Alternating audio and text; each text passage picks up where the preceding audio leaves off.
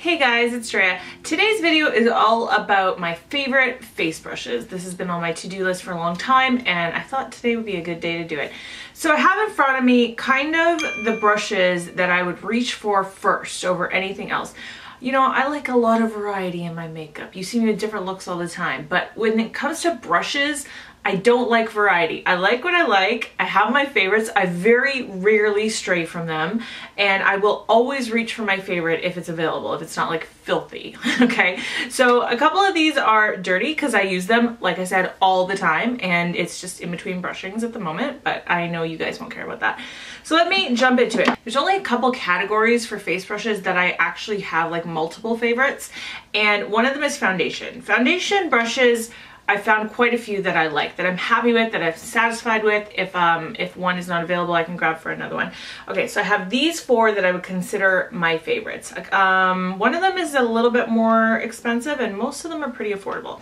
So this one here I would probably say is at the top. This is from Beauty Junkies. This is the angled kabuki brush, and this one is really, really good for stick foundations, especially something a little bit thicker, something that a beauty blender is not going to blend very easily. This is really good. It's super, super dense, and I like that it has a slight angle to it, so it's just kind of on that little bit of a pitch there.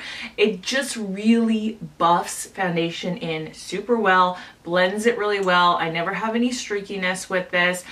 This came in a brush set way back when, so I think you can probably buy it on its own, and of course I'll link all the brushes that I talk about down below, but I'm pretty sure you can still buy these in sets, and the Beauty Junkies brushes in general are great, so I would always recommend buying a set just so you can have some variety. This is probably my oldest foundation brush. This is the Morphe something or other. I'm gonna have to look into it because I didn't realize that I don't know the number of this. This is their basic foundation brush though. I know this one they still sell. They sell it under, they've sold it under different like brush handles. Do you know what I mean? Yeah, I'll put it on the screen too. Anyways, I like this one. It's a little short, compact, little kind of circular brush head on here, and again, so dense. And this one is one I used today actually. This just really just blends everything super easily. Again, no streakiness, love it. One of the more high-end brushes in my collection, I don't even know, would you consider Sigma high-end? Probably. This is the flat kabuki F80 brush. This is a pretty famous brush. I know lots of YouTubers use this. This one is different from both of these in the sense that rounded, angular, this is completely flat.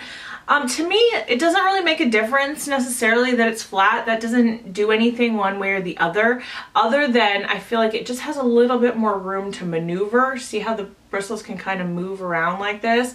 But I still get the same finish with this as I do with all my other good foundation brushes. So again, it's very soft, it blends in really well. Something super accessible and also really great is from the drugstore. This is the Real Techniques one. This is the foundation brush. And this one too has a little bit more kind of, it's splayed out a little bit more. So it's not going to be as dense as something like this, but I still feel like it gives me a really good finish, especially with liquid foundations. I don't know that I would use this with like a stick foundation, but definitely with liquid foundations, it really gives you a nice finish as well. So all of those four foundation brushes, I'm always super happy with the finish I get. There's a few brushes that I use for setting my under eye, but my favorite and the one that I'll always reach for first is the Wayne Goss O2 brush. This one is so soft. Just the softest, most wonderful feeling bristles you'll ever feel. I used this today. I love the way this feels. You can use this for highlighter too. It's a really nice shape for highlighter, like it fits in there really well. And I've even heard people use this for blush. I don't know that I've ever tried that, but I could see how it would be really good for blush too. Probably really good at blending it. But this is just really nice on that really delicate area under the eye. That's, you know, your under eye is like the most delicate skin on your face, and it's just really nice to have something super, super duper soft there. So I love that for setting my eye. For face powder, you know I'm oily, I'm always setting my face with powder, and I have two brushes that I love, and I always reach for these. These are the best. One of them is way more expensive, and one of them is super cheap. So this one is the e.l.f. Complexion collection brush. I have had this for so long.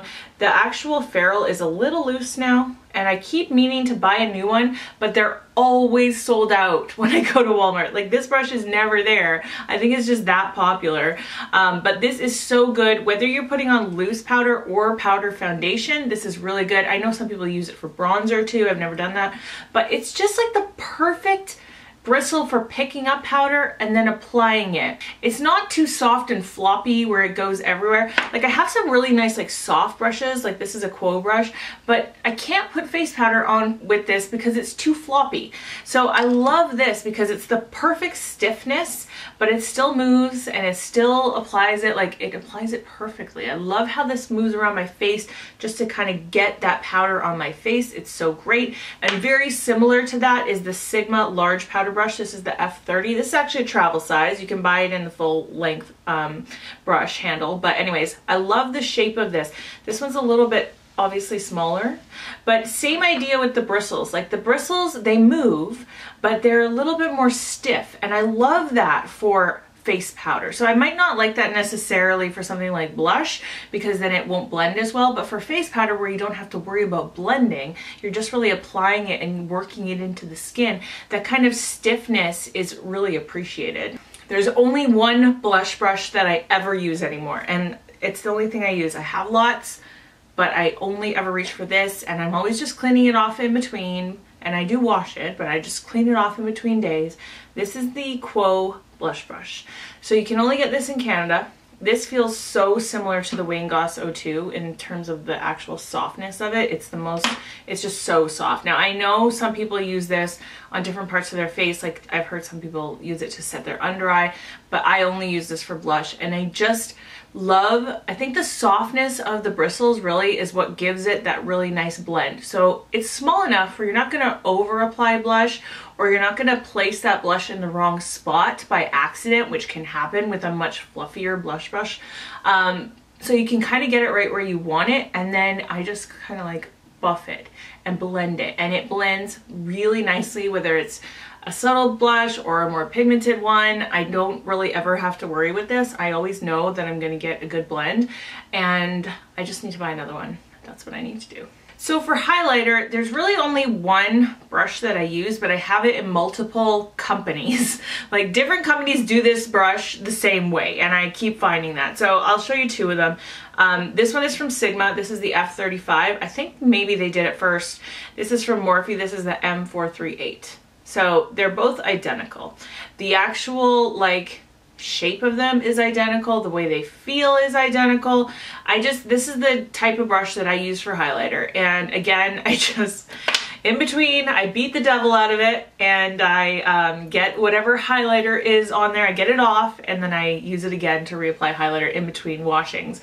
Because I have a couple, like I have 2 or 3 of these, but I just feel like, why not? You know, you don't need it clean, like a perfectly clean highlighter brush every time you put highlighter on. I've never had an issue with these not being able to pick up highlighter. Like, there's certain types of fibers that will pick up certain products easier or worse, or sometimes you have to grind your brush in, or you don't, or it's too light, or do you know what I mean? These, any type of highlighter I've ever used, it just easily picks it up and it applies it onto the face. So I've often talked about how bronzer is not my forte, and I always struggle with it, where to place it, how to blend it. But what I've found is that I take a little bit of the guesswork out of it when I use a duo fiber brush. And this one is my favorite for this. So this is the Beauty Junkies Pro Duo Fiber Brush. And bronzer in particular, I feel like I always over apply it, or I can't get it to blend properly with other brushes. So this one, because it's a duo fiber, so you have like the thickness down here of the black fibers there, you can kind of see where it ends, and then you have these white, like very light, sparsed apart, like kind of, you guys know what a dual fiber brush is. Like, why am I explaining this? But you know what I mean? Like, it's 2 different types of fibers, and it's so much more light and airy on the top because they have more space in between them. Like, it's not dense at all on the top, and I think that's why it applies bronzer so much better for me than anything else. Now for contour, I prefer cream contouring almost all the time. That's usually the only thing I do, if I even contour at all. Sometimes I don't contour at all, but if I am going to, it's with cream. And there's two brushes that I really, really love. This one was the Rouge gift last year from Sephora, and I think it's actually the Rouge gift again this year, although now you can choose. But anyway, this is the Pro Mini Flawless Airbrush. I know some people use this for foundation, but to me, why? Like, it's so tiny. It's so tiny. How would you use this for foundation? If you do, let me know how you like it.